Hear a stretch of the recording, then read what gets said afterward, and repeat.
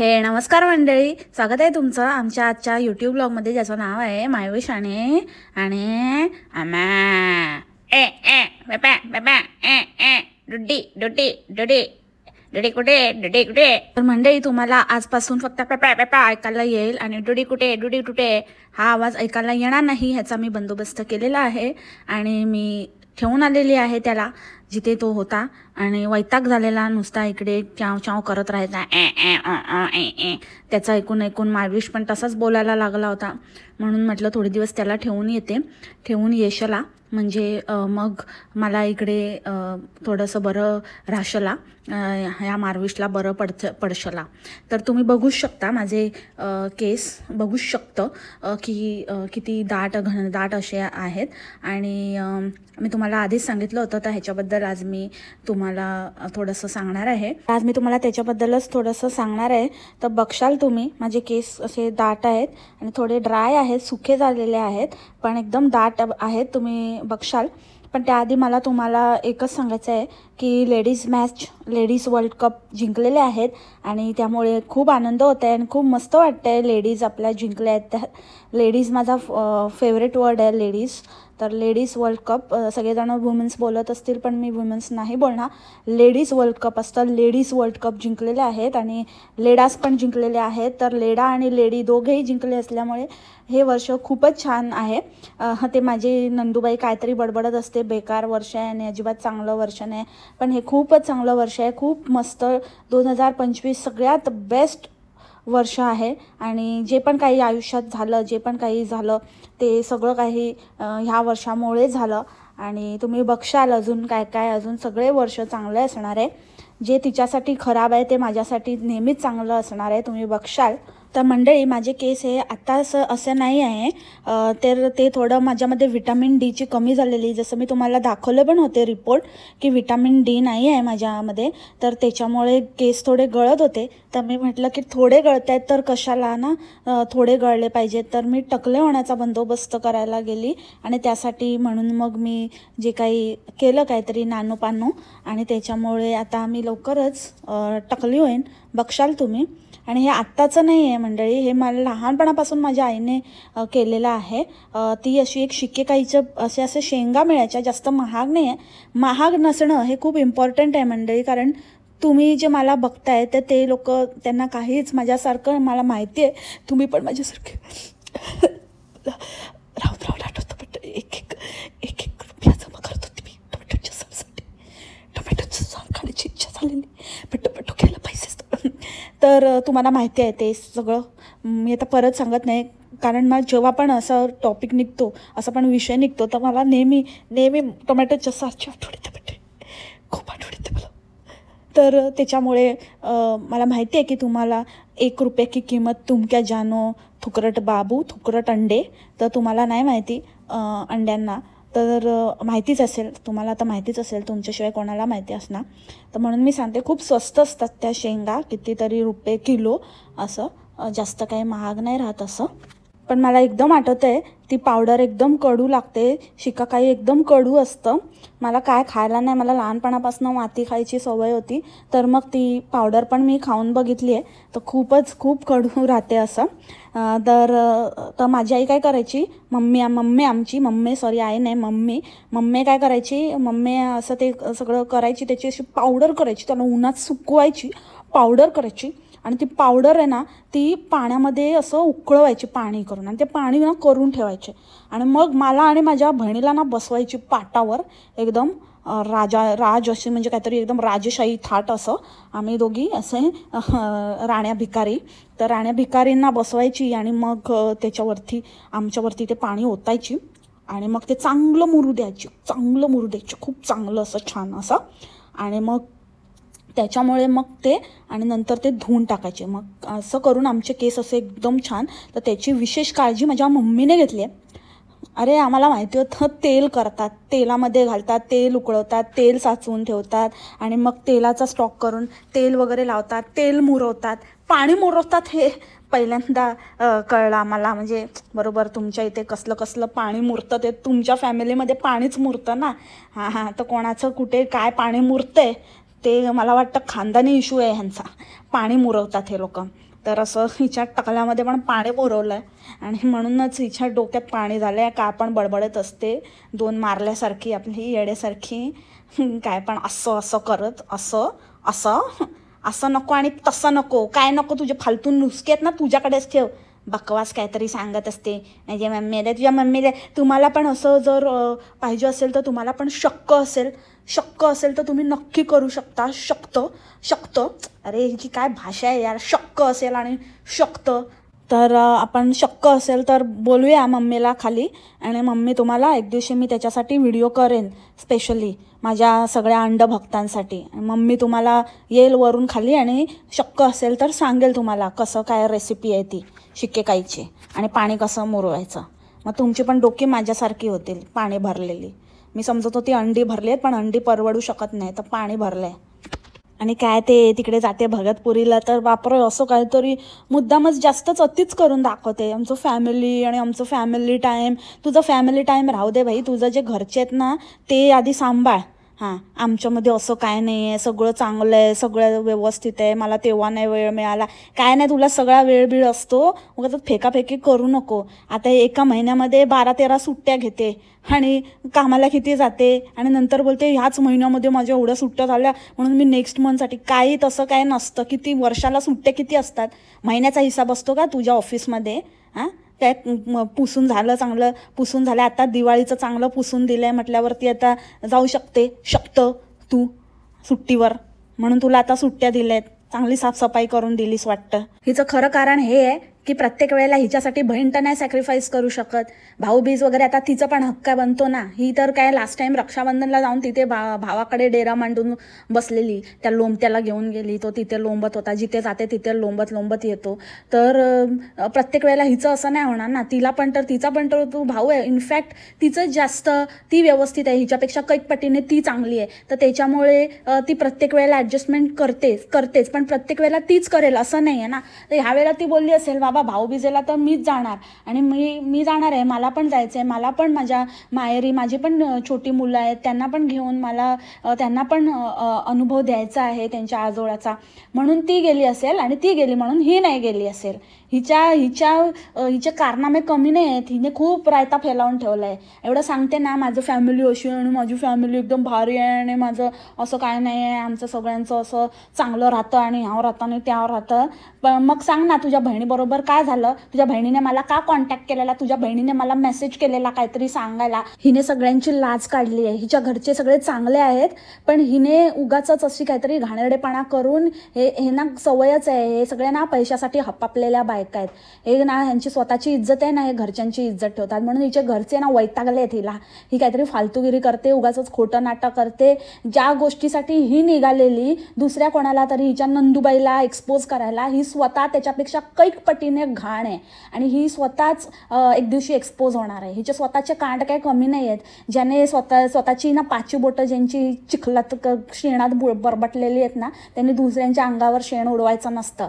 हे मी नवीन काहीतरी कहावत काढली आहे, माझी आहे, समजलं का? हां, तेच आहे तू, समजलं ना भामटे? 1 नंबरची खोटारडी आलेली मोठी त्या बोंबलचं पर्दाफाश करायला. अगं तुझा झाला ना तर चिंदड्या होतील तुझ्या.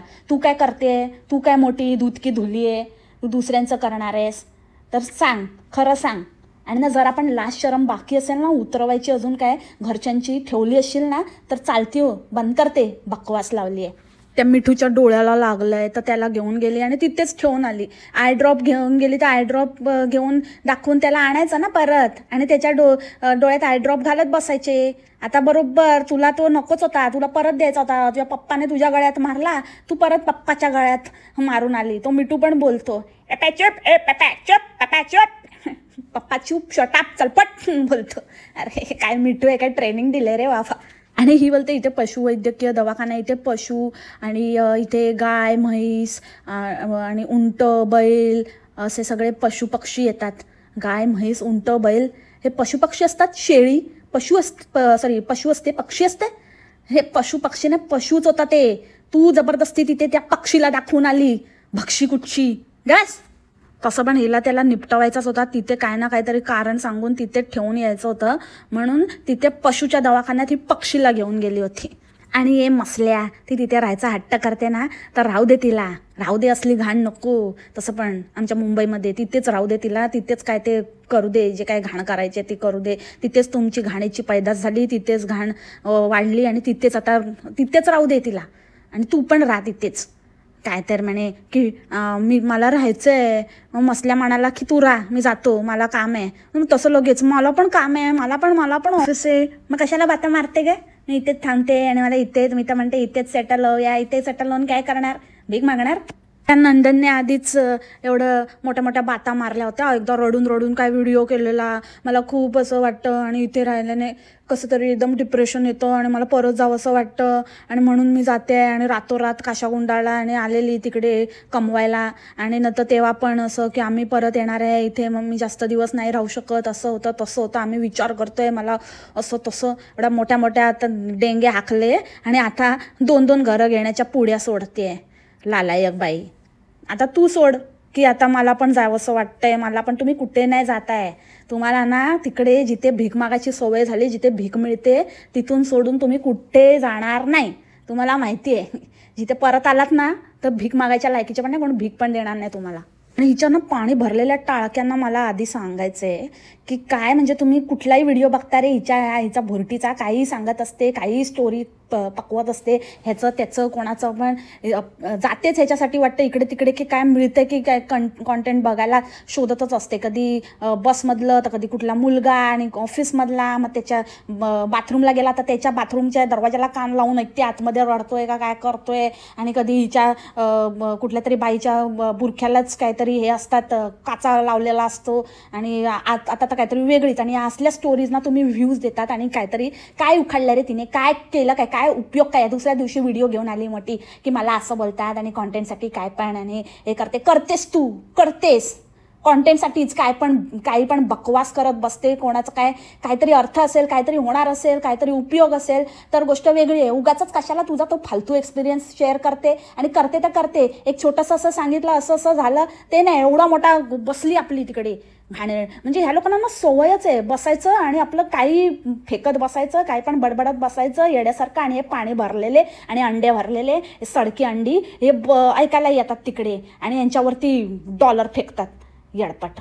पण असलं ना असल्या गोष्टी आणि दुसऱ्यांचं काहीतरी सांगून आणि दुसऱ्यांच्या लहान मुलांचा, म्हाताऱ्या माणसांच्या घरच्या परिस्थितीचा असं सगळं हा कॉन्टेंट आहे ना, हा जास्त दिवस ह्याचं मिळणारे जे काही पैसे किंवा काही असेल ना, हे जास्त फळणार नाही, हे जास्त टिकत नाही. काहीतरी उगाचच आपलं काहीतरी सांगत बसायचं, काय पण कोणाच्या पण घेतलास तू आधार, ते मी घेतला, त्याचे पैसे त्याच्या ह्याच्यावरती मी पैसे खाल्ले हे सांगायला पण जिगरा लागतो, समजलं ना. जो तुझ्याकडे नाही आहे इतकंच होतं ना तर फुकट टाकला असता तो व्हिडिओ. आणि काय त्याच्या मिळणारे पैसे आहेत ना जाऊन दिले असतेस, कुठेतरी दान केले असतेस त्याच्यावरती. आता तू म्हण की मी कुठून शोधून काढू त्याला, आता ते तो घेऊन पळाले आणि त्यांचं असं झालं आणि तसं झालं, तर आता मी कुठे नाही तर मी दिले पण असते. खरंच मंडळी माझं असं काहीच हेतू नव्हता. तर ठीक आहे, त्या मुलाला देण्याची गरज नाही. असे खूप जण असतात ना, असं खूप जणांना गरज असते ना, एखाद्या गरीबाला दान कर त्या व्हिडिओचा रेव्हेन्यू.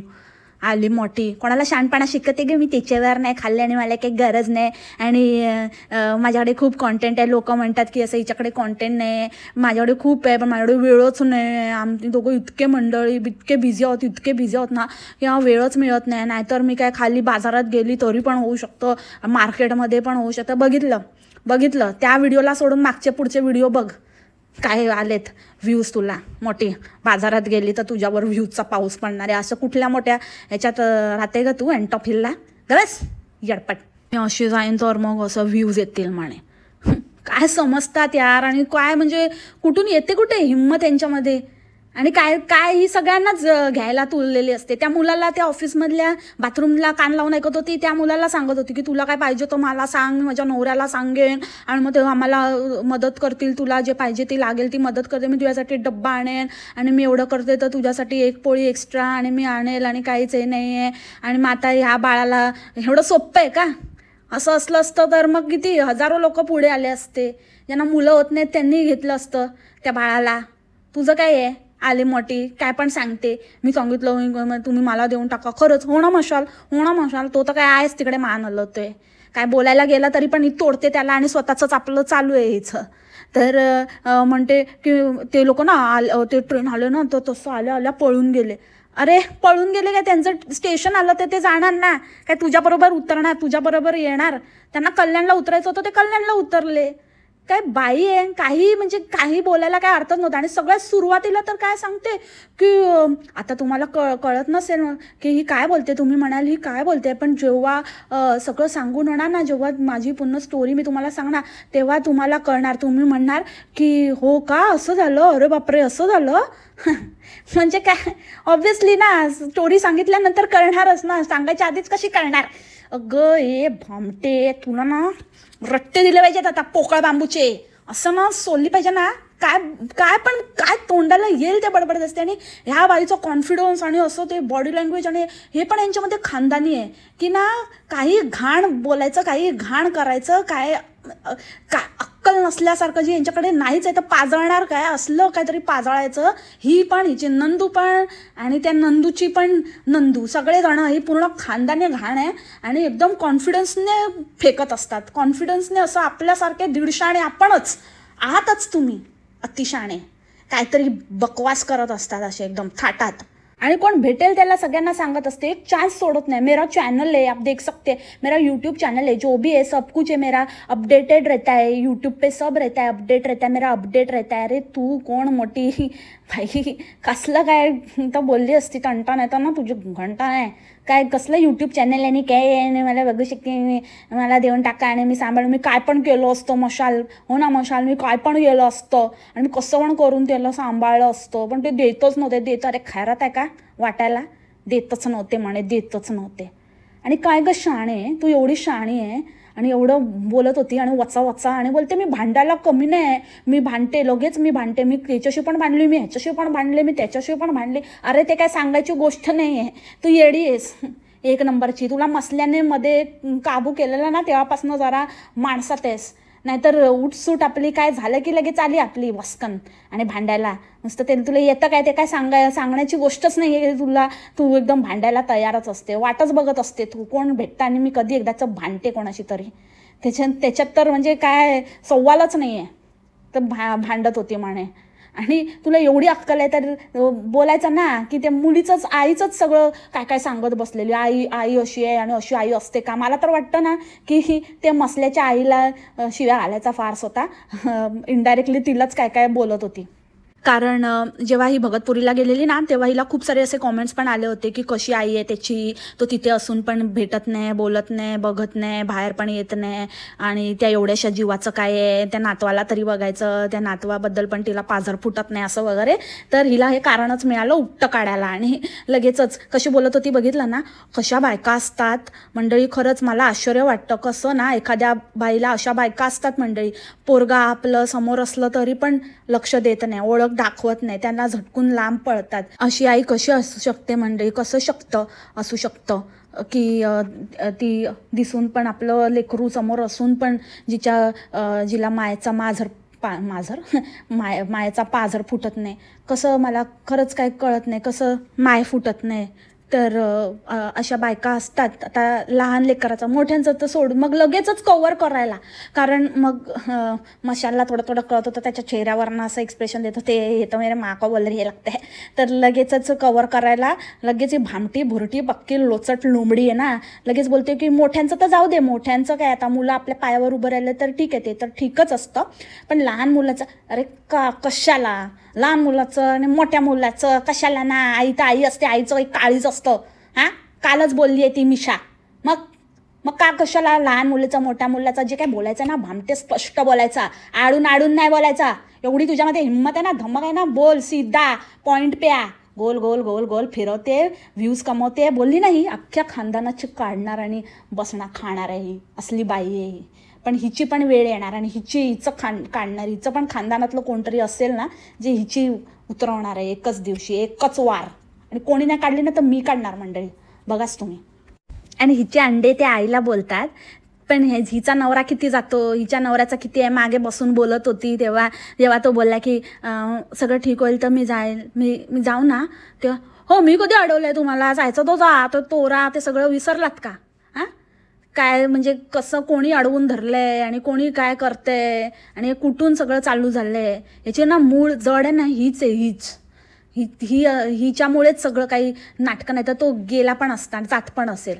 हिला काय माहिती आहे येडीला, येडे राऊंडची. सो भामटे, मला तुला एकच विचारायचं आहे की तू 150 एवढी बनत होती ना, त्यांना विचारायचं ना तुझा बाप कुठे आहे म्हणून, त्या पोराचा बाप कुठे आहे. आईने काय एकटीनेच पैदा केला का? उसने पहिले भी एक था उसका, म्हणजे ना मशाल तिचं पहिलं पण एक मूल होतं ते गया म्हणते, आणि आता हे दुसरं, आणि आता गेली आहे पळून. हो, पहिलं मूल आणि दुसरं मूल असं हवेतच झालं का, की कुठे असं मागितलं वरदान आणि असं टपकन असा थेंब पडला आणि अचानक झाले तिची 2-2 मुलं. एवढं जर आहे तर बाप कुठे, हा सगळ्यात पहिला प्रश्न उभा राहतो. आई तर गेली पळून, बापाचं काय? बापाने पण दिला काय? तू विचार कर भामटे, बघ तुझ्यासारख्या बायका असल्या ना की कसं होतं हालत. म्हणून आहे ना, आपण इज्जतीत राहावं आणि इज्जत ठेवावी, असं करू नये. हे सगळं ह्याची सुरुवात आहे ना अशा छोट्या छोट्या गोष्टींपासून होते. समजलं ना, मेरे दो माँ, मेरे दो माँ, मेरे दो बाप, मेरे दो बाप. हे असले ह्यांचं खानदानच असलं आणि हे दुसऱ्यांना सांगतायत. ह्यांची अक्कल बघा. सरळ सरळ त्या आईवर ढकलून मोकळे झाले. आणि नंतर काय तर मला ट्रेनमधली लोक म्हणाली की ते नाही देणार, तो मुलगा आहे ना त्यांच्यामध्ये असं असतं. त्यांच्यामध्ये, तुमच्यामध्ये काय असतं? तुम्ही काय हे केलं? तुम्ही सगळ्यात मोठे घाण आहे, तुम्ही हे सगळं पसरवलं आहे. आणि नुसतं माझा मुलगा, लास्ट टाईम कोण बोलत होतं माझा मुलगा आहे, तिला तर 2 मुलीच आहेत, हे बोलणारी तूच. आणि मोठं त्याचाच तर तोरा मिरवते आणि दुसऱ्यांना सांगते त्यांच्यामध्ये असं असतं आणि तसं असतं. अरे कोण पण काही असेल, मुलगा असेल मुलगी असेल, ते त्यांचं तुला का देतील भामटे? काय पण उगाचच काहीतरी विषयाला कुठला तरी दुसराच अँगल देऊन काहीतरी फाटे फोडू नकोस. आपल्याला जेवढी आपली समज आहे, जेवढी अक्कल आहे ना, तेवढीच दाखवायचं. आता थोडं काहीतरी असा एक्सपिरियन्स आहे म्हणून शेअर केला असतंच तर गोष्ट वेगळी आहे. आता काय केलास सांग? काय तो एपिसोड झाला, तू सगळं काही सांगितलं, तू सगळं काय हे केलं आणि तुमच्यापर्यंत पोचवायचं होतं, तुझ्या मंडळीपर्यंत पोचवलं, तुझी मंडळी मोठी पोचलेली. काय केलं त्यांनी? काय उखाडलं? उगाच आपलं काहीतरी येडपणा. काय नाही, तू कबूल कर, तू फक्त कॉन्टेंटसाठी त्या बाळाची स्टोरी वापरली आणि त्याचीच नाही, तू सगळे दुनियाभरचं काहीही कुठूनही काही उचलून आणून लोकांना ते खपवत असते, त्यांच्यावर अत्याचार करत असतेस. नॉनसेन्स बाई. आता खा, पैसा खातो त्याच्यावर कमवलेला ना, खा. लाज नसलेली निर्लज्ज बाई. आम्ही डेली व्लॉगर म्हणजे जरा नाही ना काय थोडंसं असं. एकतर यांची सुरुवात कशी झाली, हे काय म्हणून यूट्यूबवर आले, परत कशाला तो इतिहास काढायला लावता रे तुम्ही?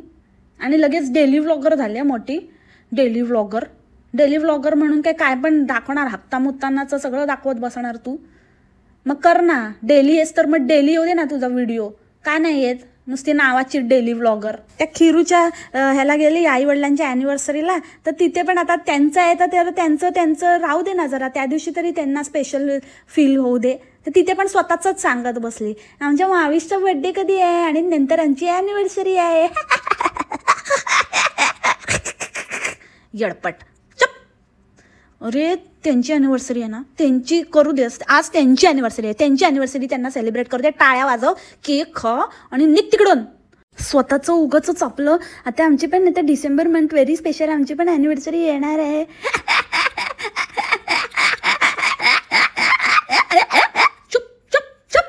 आज तर काहीतरी ते नवीनच शब्द शिकून आलेले, महावर काहीतरी दाखवायला बघते की असं मी कशी एकदम असं काहीतरी ऑथेंटिक रेसिपी, आणि मी सुक्का मावरा आणले आणि सुक्का मावरा.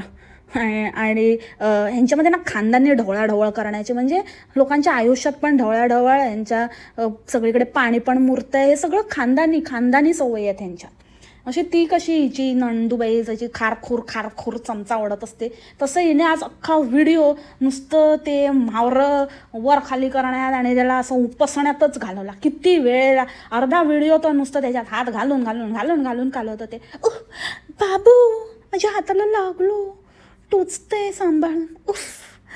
नशीब त्या मसल्याने तिचं बोट उचलून असं चुम्मी नाही दिली त्याच्यावरती, असं काहीतरी रक्तबिक्त नाही आलं, नाही तर असं म्हणजे एकदम काय सीन असा आजचा एकदम सीन ऑफ द डे झाला असता.